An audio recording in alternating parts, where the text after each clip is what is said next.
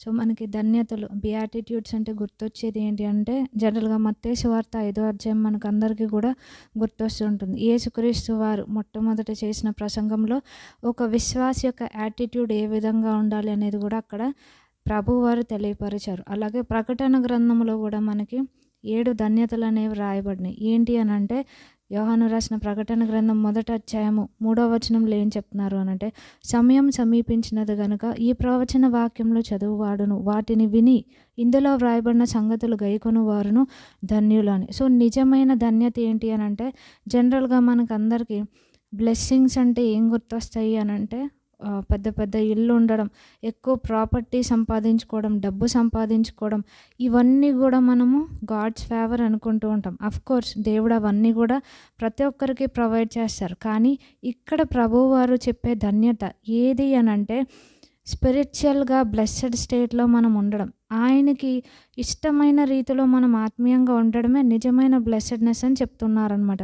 So, ఇక్కడ ఏమంటున్నారంటే, సమయము సమీపించినది గనుక. సో, ఈ యొక్క సమయం సమీపించినది అనంటే, ఏదైతే ఎండ్ టైమ్స్ గురించి ప్రభువారు తెలియపరిచారో అవన్నీ కూడా ప్రజెంట్ మనం చూస్తున్నాం. కొన్ని వాటి గురించి మనం న్యూస్ వింటూ ఉన్నాం.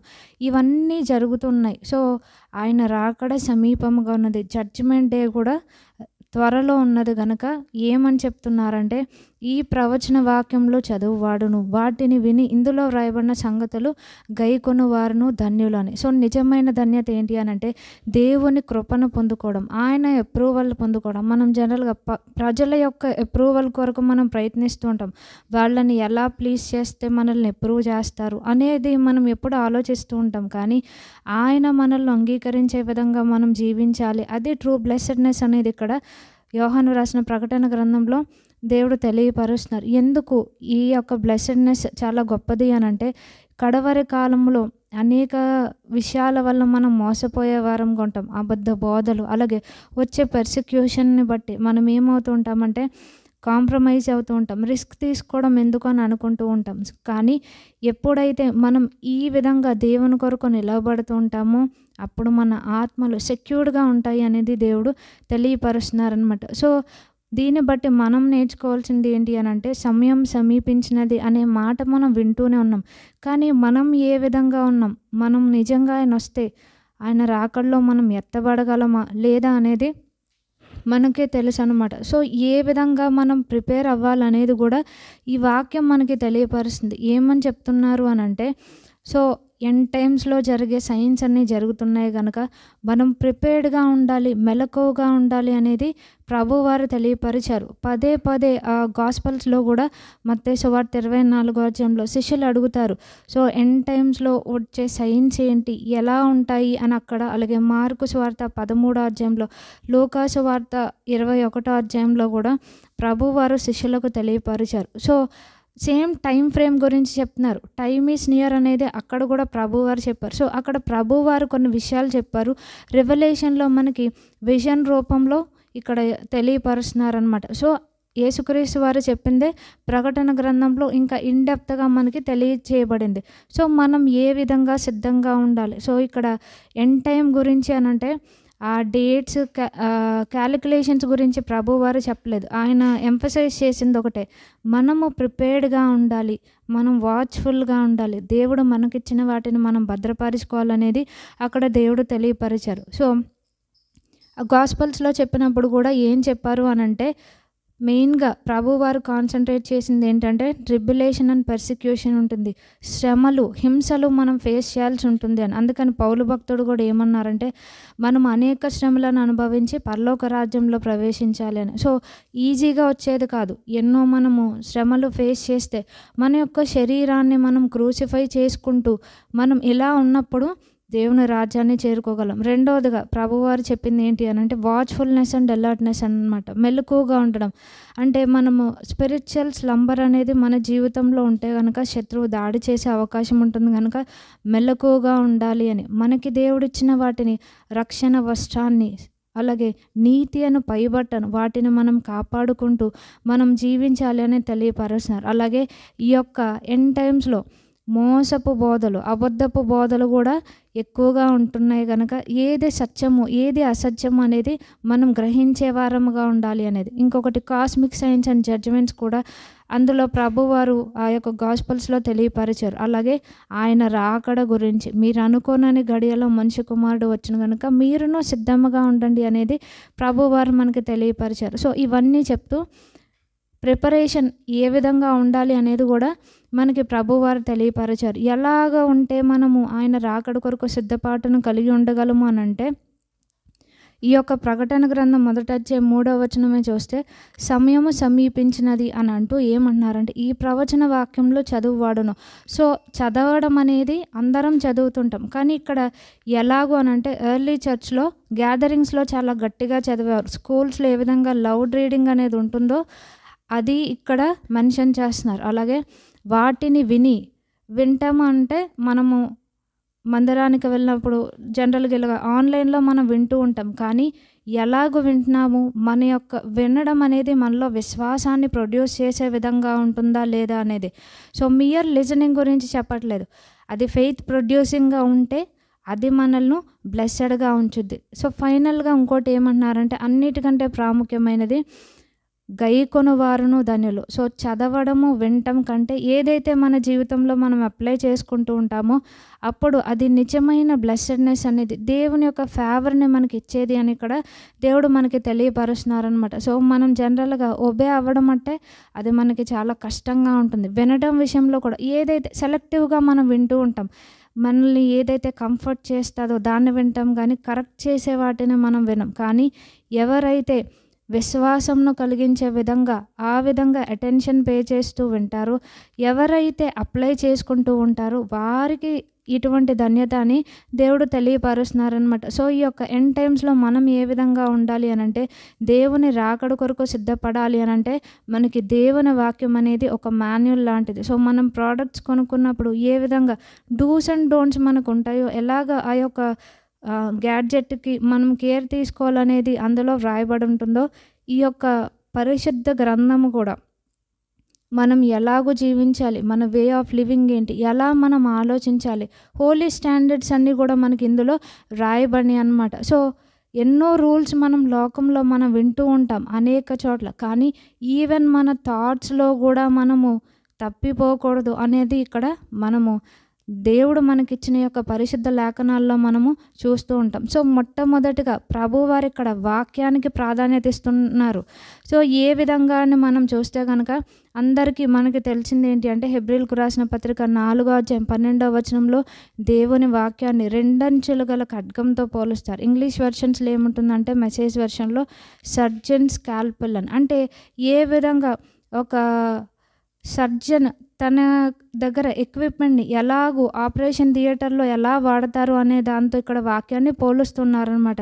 సో ఇక్కడ చెప్తూ దేవుని వాక్యము సజీవము గలది అని. సో ఎన్నో మనము బుక్స్ చదువుతుంటాం, జర్నల్స్ చదువుతుంటాం, ఏది కూడా మనల్ని ప్రభావితం చేయదు. కానీ ఎప్పుడైతే వాక్యం చదువుతుంటామో అది స్టాటిక్ కాదు, కాబట్టి అది మనతో మాట్లాడుతూ ఉంటుందన్నమాట. సో మనం ఎప్పుడైతే అలాగూ మనం అటెంటివ్గా చదువుతూ ఉంటామో వాక్యం ఏం చేస్తుందంటే మనలో ఉన్న డౌట్స్ని, డిస్బిలీవ్స్ని, అలాగే మనలో ఉన్న డిజొబీడియన్స్ని అంతా కూడా అది ఎక్స్పోజ్ చేస్తూ ఉంటుంది. పలానా ఏరియాలో మనము దేవునికి అవిధేయులుగా ఉన్నాం, లేకపోతే ఈ విషయంలో మనము కరెక్ట్ చేయబడటానికి మనం ఇష్టపడట్లేదు అనేది అంతా కూడా అక్కడ దేవుని వాక్యం మనకు ప్రతిదీ కూడా క్లియర్గా తెలియపరుస్తుంది. మనము ఎలా ఆలోచిస్తున్నాము, మన మోటివ్స్ ఏ విధంగా ఉంటున్నాయి అనేది కూడా దేవుని వాక్యం మనకు అంతా స్పష్టంగా రివీల్ చేస్తూ ఉంటుందన్నమాట. ఎంతగా అనంటే అక్కడ మనకి కీళ్లను మూలుగను దూరినంతగా అని అక్కడ మనకి వ్రాయబడింది. అంటే అంతగా అది చాలా డీప్గా మనలో ఉన్న థాట్స్, మోటివ్స్ అన్నిటిని కూడా ఎగ్జామిన్ చేస్తుందని దేవుని వాక్యం మనకి తెలియపరుస్తుంది అనమాట. సో అనేక సార్లు మనం ఈ విధంగా మనము దేవునికి అయిష్టకరమైన మన హృదయంలో ఉంచుకుంటూ ఉంటాం. ఎప్పుడైతే వాక్యాన్ని మనం చదువుతూ ఉంటామో అది మనలో కార్యం జరిగించేదిగా ఉంటుంది. అందుకని కార్యసిద్ధి కలుగ చేయవాడు దేవుడే అని. సో మనము మెనీ టైమ్స్ ఏం చేస్తామంటే బిజీ అనే ఒక సాకుతో దీన్ని మనం స్కిప్ చేస్తూ ఉంటాం. అన్ని పనులకి మనము టైం అడ్జస్ట్ చేసుకుంటూ ఉంటాం, కానీ ప్రభు వారికి లెఫ్ట్ ఓవర్ టైం ఇస్తూ ఉంటాం అనమాట. సో ఫస్ట్ ప్రయారిటీ ఆయనకి ఇవ్వం. రాత్రి పడుకునే ముందు ఇలాగ మనం ఏం చేస్తామంటే చదవలేదు కాబట్టి ఏదో ఒకటి అలాగ త్వరగా చదివేయడము, లేకపోతే రేపైనా చదువుకోవచ్చులని మనం అనుకుంటూ ఉంటాం. కానీ మన యొక్క ఇన్నర్ మ్యాన్ని మనము ఫీడ్ చేయాలి, స్ట్రెంగ్తెన్ చేయాలి అనంటే వాక్యాన్ని చదవాలి అనేది దేవుడు తెలియపరుస్తున్నారు. హెబ్రీయులకు రాసిన పత్రికలు ఏమంటున్నారు అనంటే, మనలో ఉన్న ప్రతి ఇన్నర్ మోటివ్స్ని కూడా వాక్యం అనేది ఎక్స్పోజ్ చేస్తుంది కనుక, మనలను కరెక్ట్ చేసేది, కన్విక్ట్ చేసేది కనుక వాక్యాన్ని మనం చదువుతూ ఉండాలి. ఏ విషయాల్లో మనం దేవుణ్ణి అనుమానిస్తున్నాం, ఎక్కడ ఆయన నమ్మలేకపోతున్నాం, ఎక్కడ ఆయన మనల్ని కరెక్ట్ చేయాలనుకున్నా మనం రెసిస్ట్ చేస్తున్నాము, ఇదంతా కూడా దేవుడు మనకి తెలియపరుస్తారనమాట. డీపెస్ట్ ప్లేసెస్ వరకు కూడా ఈ వాక్యం మన జీవితాల్లో పనిచేస్తుందండి. ఫిజికల్ హీలింగ్ ఉంటుంది, అలాగే మనకు కావాల్సిన spiritual and mental and emotional healing కూడా ఎప్పుడైతే మనం వాక్యం చదువుతూ ఉంటామో దేవుడు అనుగ్రహిస్తూ ఉంటారనమాట మనకి. మనం ఏం చేయాలనుకుంటున్నాం, అసలు ఏంటి మన జీవితాల్లో మన థాట్ ప్యాటర్న్స్ ఎలా ఉన్నాయి అనేది ప్రతిదీ కూడా ప్రభువారి వాక్యం ద్వారా మనకు రివీల్ చేసేవారుగా ఉంటారు. ఏది కూడా ఆయనకి హిడెన్గా మనం ఉంచలేము, ప్రతిదీ కూడా ప్రభువారు మనకి చూపిస్తారని తెలియపరుస్తుంది. సర్జన్ స్కాల్పెల్ని ఎందుకు ఉపయోగించారు అంటే, ఒక సర్జన్ ఏ విధంగా ఎక్కడైతే ఇన్ఫెక్షన్ ఉందో ఆ ఏరియాని కట్ చేసి దాన్ని ఏ విధంగా వాళ్ళు అక్కడ సర్జరీ జరిగిస్తారు. ఎందుకు అదంతా అంటే మనము హెల్తీగా ఉండడానికి. ఈ వాక్యం కూడా మనల్ని ఎందుకు ఈ విధంగా ప్రతిదీ ఎక్స్పోజ్ చేస్తుంది, తెలియపరుస్తుంది అనంటే, మనలను స్పిరిచువల్లీ సౌండెడ్ స్టేట్లో ఉంచడానికి అనమాట. ప్రభువారు మనల్ని షేమ్ చేయడానికి ఇవన్నీ చూపించారు, మనలను సేవ్ చేయడానికి చూపిస్తూ ఉంటారు కనుక మనము వాక్యం మీద దృష్టి పెట్టాలి అనేది దేవుడు తెలియపరుస్తున్నారు. ఇన్ఫర్మేషన్ గురించి చదవడం కాదు, కానీ ఇన్ఫర్మేషన్ అంటే అందరికీ తెలుస్తుంది. నెట్లో మనం కొడితే ఎన్నో రకాలైన ఇన్ఫర్మేషన్స్ మనకు వస్తూ ఉంటాయి. అలాగే ప్రసంగాలు చెప్పాలన్నా కూడా ఇప్పుడు పెద్దగా ఎవరు మనసు పెట్టక్కర్లేదు, మనకు అన్నీ కూడా జనరేటెడ్ సర్మన్స్ అన్నీ కూడా రెడీగా ఉంటాయి. కానీ అవి మనలో కార్యం జరిగించలేవు. ఏది మనలో దేవుని కార్యాన్ని జరిగిస్తుందంటే, వ్యక్తిగతంగా మనం దేవుని సన్నిధిలో కూర్చొని ఎప్పుడైతే మనం వాక్యాన్ని ధ్యానిస్తూ ఉంటామో, దేవుడిచ్చే ప్రాంప్ట్స్ని మనం ఫాలో అవుతూ ఉంటామో అది మన జీవితంలో కార్యం జరిగిస్తూ ఉంటుంది. ఒక ఏఐ చెప్పింది అది మన జీవితంలో ఏ విధంగా పనిచేయదు. కానీ మరియా గారిలాగా ఎప్పుడైతే మనం దేవుని యొక్క పాదాల దగ్గర కూర్చొని మనం వింటూ ఉంటామో, అటెంటివ్ లిజనింగ్ అనేది ఉంటుందో, మన జీవితాల్లో దేవుడు మార్పును అనుగ్రహించేవారుగా ఉంటారు. ట్రాన్స్ఫర్మేషన్ యొక్క ప్రాముఖ్యత అనేది మనకి మత్తయి సువార్తలో ఉంది, అలాగే మార్కు సువార్తలో కూడా ప్రభువారు తెలియపరిచారు. ముగ్గురు శిష్యులను ప్రభువారు కొండ మీదకి తీసుకొని వెళ్ళినప్పుడు వీళ్ళు ముగ్గురు మాత్రమే చూశారు. అలాగూ మనము కూడా మన జీవితంలో ట్రాన్స్ఫార్మ్ అవ్వాలి యేసుక్రీస్తు వారిలాగా అనేది రోమీయులకు రాసిన పత్రికలో కూడా అక్కడ మనకి 12వ అధ్యాయంలో రాయబడింది. మనం ఎలాగూ ట్రాన్స్ఫార్మ్ అవుతామంటే, జస్ట్ ఇన్ఫర్మేషన్ తెలుసుకుంటే మనం ట్రాన్స్ఫార్మ్ అవ్వం. ఎప్పుడైతే దాన్ని మన జీవితంలో మనం అప్లై చేసుకుంటున్నాం, దేవుడు ఎక్స్పోజ్ చేసిన దాన్ని మనం కరెక్ట్ చేయడానికి మనము అప్పగించుకుంటామో, సరెండర్ అవుతామో, అప్పుడు మన హృదయాలు మార్చబడతాయి. దేవుని రాకడ కొరకు తగిన విధంగా దేవుడు సిద్ధపరిచేవారుగా ఉంటారు. ఎక్కడ మన హృదయంలో ఇంకా వేషధారణ ఉంది, ఎక్కడ దేవునికి అయిష్టముగా, లేకపోతే ఎక్కడ కపటముగా మనం ఉంటున్నాం, ప్రతిదీ కూడా చిన్న చిన్న విషయాలు కూడా ప్రభువారు మనకి తెలియపరిచేవారుగా ఉంటారు. ఈ విధంగా మనము వాక్యాన్ని ధ్యానించాలని తెలియపరుస్తున్నారు. అసలు కీర్తనలు ఫస్ట్ చాప్టర్ కూడా ఏ విధంగా స్టార్ట్ చేశారు అని అంటే, అక్కడ వాక్యం యొక్క ప్రాముఖ్యతను తెలియపరిచారు.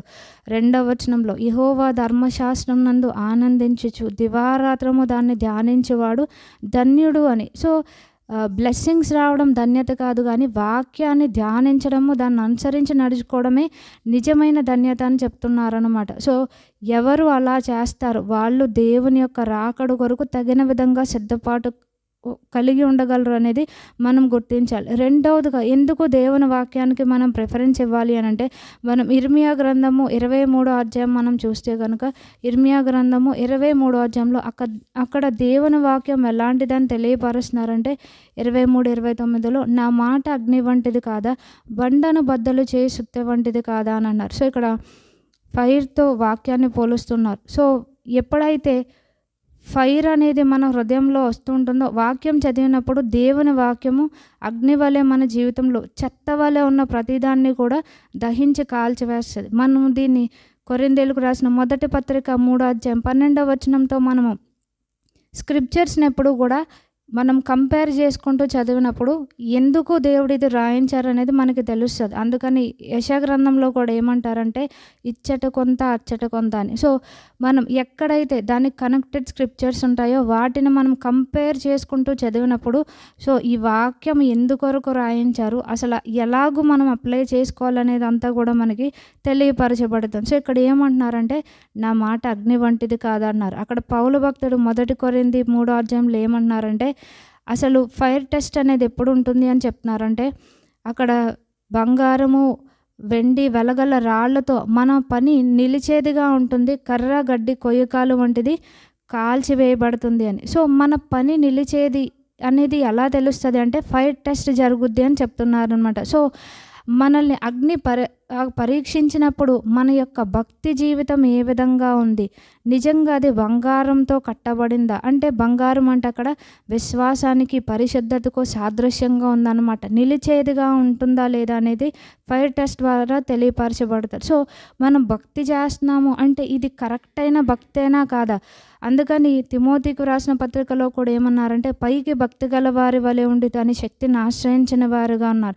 సో మనము అవుట్వర్డ్గా అనేక సార్లు మనం రిలీజియస్గా మనం కనబడుతుంటాం. సో మందిరానికి వెళ్ళడం భక్తి కాదు, వాక్యాన్ని ఇన్నిసార్లు మనం చదివామంటాం భక్తి కాదు, అలాగే మనకి ఎంత బాగా పాటలు వచ్చు లేకపోతే ఎంతగా మనము సహాయపడుతున్నాము, ఎంతగా మనం మందిరంలో సర్వీస్ చేస్తున్నాం అనేది భక్తి కాదు. కానీ ట్రూ డివోషన్కి ప్రభువారు చెప్పిన డెఫినేషన్ ఏంటి అని అంటే యాకోబు పత్రిక 1వ అధ్యాయంలో తండ్రి అయిన దేవుని ఎదుట పరిశుద్ధమును నిష్కళంకమునైన భక్తి ఏదనగా దిక్కులేని పిల్లలను వారి విధవరాండ్రను వారి ఇబ్బందిలో పరామర్శించుచు ఇహలోక మాలిన్యం తనకు అంటకుండా తను తాను కాపాడుకుంటేనే అది నిజమైన భక్తి అని చెప్తున్నారనమాట. సో మనం 52 వీక్స్ మనం మందిరానికి వెళ్ళాం, మనకి ఎంత ఇన్ఫర్మేషన్ తెలిసినా అది భక్తి కాదు. కానీ మనం ఎవరైతే నిజంగా అవసరతలో ఉన్నారో వారికి మనం సహాయపడుతూ ఏ మాలిన్యమో మనకు అంటకుండా పరిశుద్ధతను మనం కాపాడుకుంటూ జీవించడమే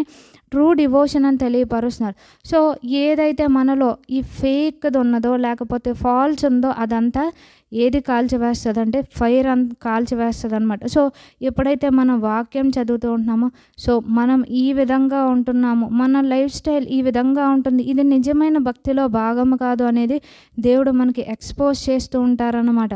సో అలాగే ఇంకొక విధంగా దేవుడు వాక్యాన్ని కంపేర్ చేస్తున్నారు. ఏమంటున్నారంటే బండను బద్దలు చేయు సొత్తె వంటిది కాదా అని. సో దీనికి యెహెజ్కేలు భక్తుడు కూడా ఏం చెప్పారు అంటే రాతి హృదయాన్ని తీసివేశాను. సో అనేక సార్లు మనకి స్టోనీ అండ్ స్టబర్న్ హార్ట్ ఉంటుందన్నమాట. వాక్యము వింటూనే ఉంటాం కానీ అది మన హృదయాల వరకు అక్కడి నుంచి పని చేయకుండా మనం చేస్తూ ఉంటాం.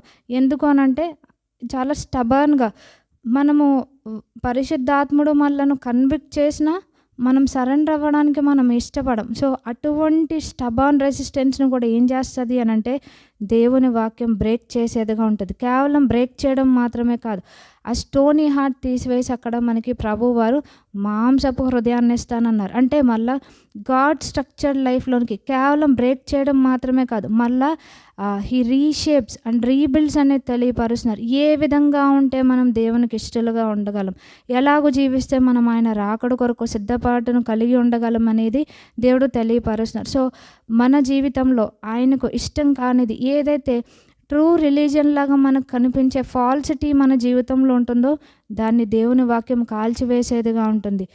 సో ఎప్పుడైతే అది కాల్చివేయబడతాదో మనం మళ్ళా ఆయనకు ఇష్టంగా అంటే ఫైర్ని విత్స్టాండ్ అయ్యే విధంగా మన యొక్క ఆత్మీయ జీవితంలో కట్టుకునే విధంగా ఉండగలం అనేది దేవుడు తెలియపరుస్తున్నారనమాట. కానీ ఎప్పుడైతే ఈ గోల్డ్ ఈలాగున ఫైర్ ద్వారా వెళ్తుందో అది రిఫైన్ చేయబడి ఇంకా షైనింగ్‌గా ఉంటుంది. సో, ఈ ఫైర్ అనేది మనల్ని డిస్ట్రాయ్ చేయదు గానీ, మనల్ని ఇంకా ఆయన యొక్క మహిమను ప్రతిఫలింపచేసే విధంగా ఉండాలి అనంటే, మన పని నిలిచేదిగా ఉండాలి. ఆయన మనలను బలానమ్మకమైన మంచి దాసుడా అనే విధంగా ఉండాలి అనంటే, మనం వాక్యాన్ని చదవాలి. దాన్ని మనం ధ్యానించడం అనంటే, ఏదైతే మనం చదువుతామో, దాన్ని ఎప్పుడైతే మనము రిపీటెడ్‌గా జ్ఞాపకం చేసుకుంటూ ఉంటామో, అది ధ్యానించడం అంటే. సో, మనం డే టైమ్ అంతా కూడా వాక్యం మీద దృష్టి పెట్టినప్పుడు ప్రభువారు నైట్ టైం కూడా మనతో మాట్లాడేవారుగా ఉంటారు. సో, మన యొక్క మైండ్‌ని అందుకని పౌలు భక్తుడు కూడా ఏం చెప్పారంటే, ఏవి ఖ్యాతి గలవో, ఏవి రమ్యమైనవో, ఏవి మాన్యమైన వాటి మీద దృష్టి పెట్టాలన్నారు. అవన్నీ ఎందులో ఉన్నాయంటే ఈ యొక్క పరిశుద్ధ లేఖనాల్లో ఉన్నాయి. సో, దేవుని గూర్చిన ఆ యొక్క సంగతులు ఆయన మనలను ఎంతగా ప్రేమిస్తున్నారు, ఎంతగా ఆయన మన కొరకు ఆయన ప్రాణాన్ని అర్పించారు. ఇవన్నీ కూడా ఏంటి అనంటే అవి ఖ్యాతి గలవి, అవి ఉత్తమమైనవి. వాటి మీద మనం దృష్టి పెట్టినప్పుడు సో, మన యొక్క మైండ్ ఆటోమేటిక్‌గా రెన్యూ అవ్వుద్దనమాట. మనలో ఉన్న చెత్త దేవుని వాక్యం మీద మనం ఫోకస్ పెట్టినప్పుడు ఈ యొక్క అగ్నికి ఏదైతే బర్న్ అయిపోతుందో అదంతా కూడా ప్రభువారు తొలగిస్తారు. ఎట్ ద సేమ్ టైం జరిగేది ఏంటి అనంటే చెత్తను కాల్చివేస్తారు. క్లెన్సింగ్ అనేది జరుగుద్ది.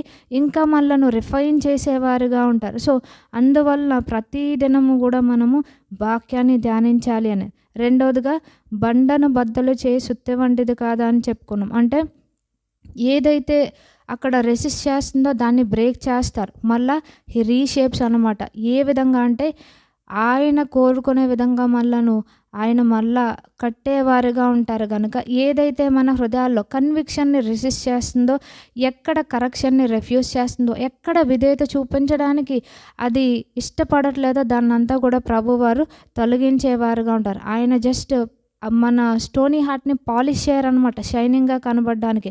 ఆయన ఏం చేస్తారు అనంటే ఆయన దాన్ని బ్రేక్ చేసి మళ్ళా రీబిల్డ్ చేసేవారుగా ఉంటారు. గనుక ఈ వాక్యాన్ని మనం ప్రతి దినము కూడా ధ్యానిస్తూ ఉండాలని తెలియపరుస్తున్నారు. అలాగే ఫైనల్‌గా మనం ఇంకొకటి చూసుకుంటే ఎందుకు వాక్యాన్ని ధ్యానించాలి, చదవాలి అని చెప్తున్నారంటే యెషయా గ్రంథం 55వ అధ్యాయంలో కూడా ఇక్కడ ఏ విధంగా దేవుడు తెలియపరుస్తున్నారంటే యెషయా గ్రంథము 55వ అధ్యాయంలో 10th 11th వర్సెస్‌లో ఏముంటుందంటే, వర్షమును హిమమును ఆకాశం నుండి వచ్చక్కడికి ఎలాగు మరలక భూమిని తడిపి విత్తువానికి విత్తనమును భుజించువానికి ఆహారమును కలుగుటకే అది చిగిర్చి వర్ధిల్లునట్లు చేయును. అలాగే నా నోట నుండి వచ్చి వచనమును ఉండును.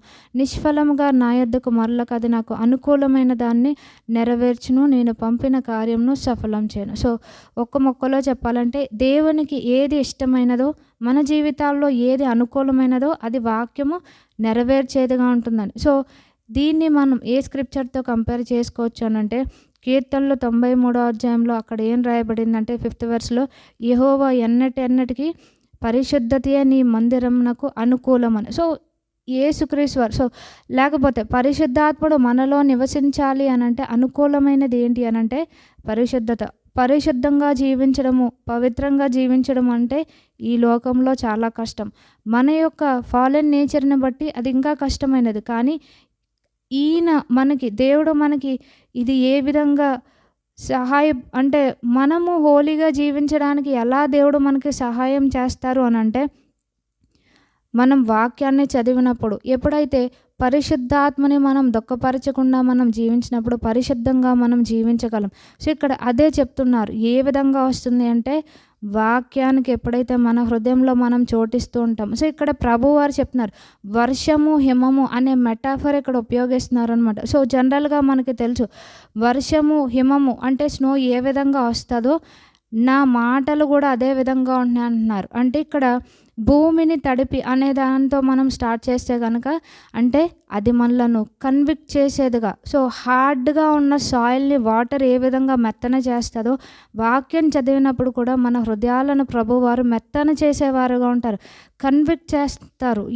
ఈ ఏరియాలో నువ్వు సరిగ్గా లేవు, లేకపోతే ఫలానాది కరెక్ట్ కాదు అనేది ప్రభువారు కన్విక్ట్ చేస్తారు. అలాగే విత్తువానికి విత్తనమును అని అంటున్నారు. అంటే మనలో అసలు హోలీగా ఉండాలనే డిజైర్స్ మనలో ఉండవు. కానీ మనము పరిశుద్ధంగా జీవించాలి, నీతిగా యథార్థంగా బ్రతకాలి అనే ఆ డిజైర్ని కూడా ప్రభువారు మనకి ఇచ్చేవారుగా ఉంటారు. సో, నెక్స్ట్ ఇది చూస్తే భుజించువానికి ఆహారంను కలుగుటకే అది చిగిర్చి వర్ధిల్లునట్లు చేయును. సో, ఒక సీడ్ వేసాము, అది చక్కగా ఫలించాలి అనంటే ఫస్ట్ అది ఏమవ్వాలి అనంటే అది జర్మినేట్ అవ్వాలన్నమాట. సీడ్ ఎంతకాలము నేలలో ఉండి అది జర్మినేట్ కాకుండా ఉంటే గనక అది యూస్‌లెస్ అనమాట. కానీ అదేమవ్వాలి అనంటే అది జర్మినేట్ అవ్వాలి. సో, మనలో కూడా ప్రభువారు విత్తనమును పరిశుద్ధంగా జీవించాలి అనే తపన, నీతిగా మనం బ్రతకాలి అనే తపన కాదు. ఇక్కడ ఏం చేస్తారంటే విత్తనము ఏ విధంగా అది చిగిర్చి వర్ధిల్లునట్లు చేయును అని చెప్తున్నారు. అంటే మనము ఏ విధంగా దాన్ని మనం కల్టివేట్ చేసుకోగలము అనంటే మనము ఎలాగూ పరిశుద్ధంగా అంటే ఈ ఏరియాలో మనము మన ఆలోచన విధానాన్ని ఎగ్జాంపుల్‌గా తీసుకుంటే సో, ఈ థాట్ అనేది దేవునికి అసహ్యమైనది, లేకపోతే ఇది దేవునికి దుఃఖము కలిగించేది అనేది ప్రభువారు ఎప్పటికప్పుడు మనకి తెలియపరుస్తూ ఉంటారు. అంటే ఆ సీడ్ అక్కడ ఏమవుతున్నట్టు అంటే జర్మినేట్ అవుతున్నట్టు అనమాట.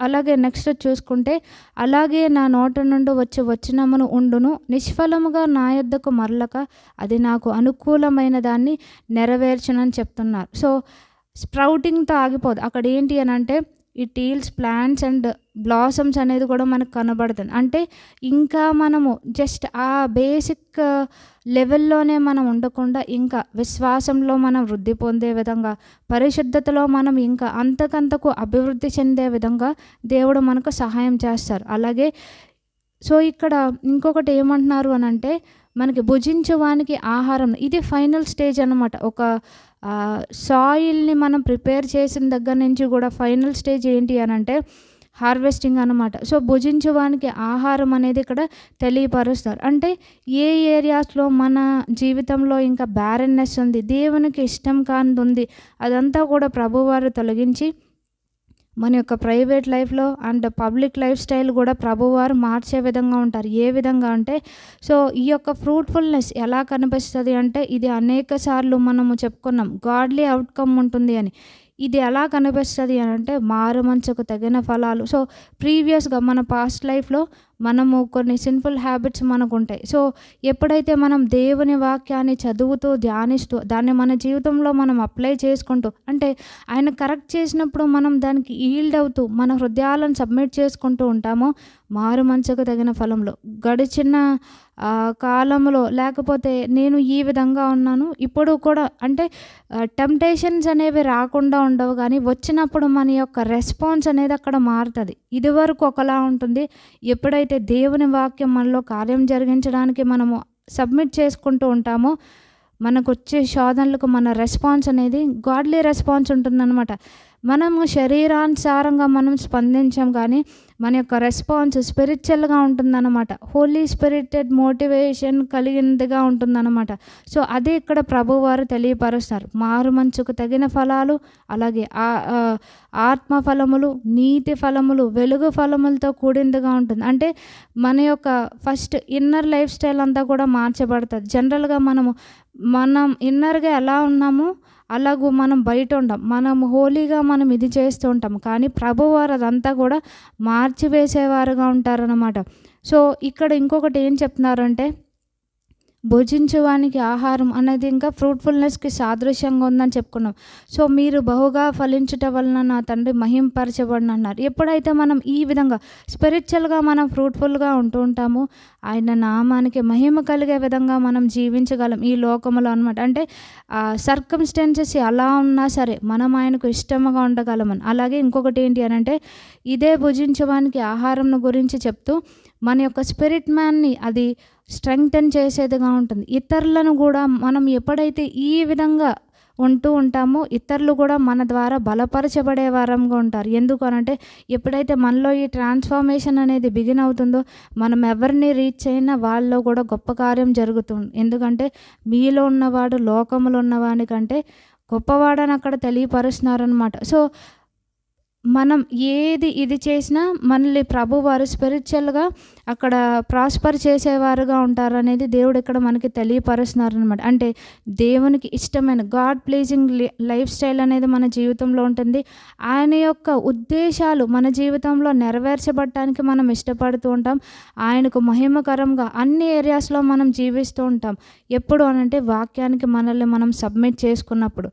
ఎప్పుడైతే ఈ విధంగా మనం చేస్తూ ఉంటామో దేవుని రాకడ కొరకు మనము తగిన విధంగా సిద్ధపాటును కలిగి ఉండగలం. అందుకని ఈ 3 గాస్పెల్స్‌లో కూడా ప్రభువారు ఎండ్ టైమ్ సైన్స్ గురించి చెప్పినప్పుడు పెర్సిక్యూషన్ కలుగుద్ది అని, రకరకాలైన శ్రమలొస్తూ ఉంటాయి, వార్స్, ఫెమైన్స్ గురించి ప్రభువారు చెప్పినప్పుడు వీటన్నిటినీ కూడా మనము తట్టుకొని నిలవబడాలి అనంటే, మనం కాంప్రమైజ్ కాకుండా ఉండాలి అనంటే, సాలిడ్ ఫౌండేషన్ ఎప్పుడు అనంటే వాక్యాన్ని మనం చదివి అప్లై చేసుకున్నప్పుడు. ఎందుకు వాక్యాన్ని గురించి ఇంతగా స్ట్రెస్ చేస్తున్నారంటే, ఆమోజు గ్రంథంలో కూడా ఏం చెప్పారంటే, వాక్యంను గురించిన క్షామం వస్తుందని. సో ఇప్పుడు మనకి ఎంత విరివిగా ఉంది, కానీ ఒకానొక టైం వస్తుంది, ఆ టైంలో దేవుని వాక్యం కూడా దొరకదు అనేది కూడా అక్కడ ప్రభువారు మనకి ఒక హెచ్చరిక ఇస్తున్నారు. కనుక దేవుడు మనకిచ్చిన ఈ సమయంలోనే ఆల్రెడీ యొక్క ఎండ్ టైమ్స్ అనేది సైన్స్ అనేవి మనం చూస్తూ ఉన్నాము. కనుక మనము దేవుని రాకడ కొరకు సిద్ధపాటును కలిగి ఉండాలి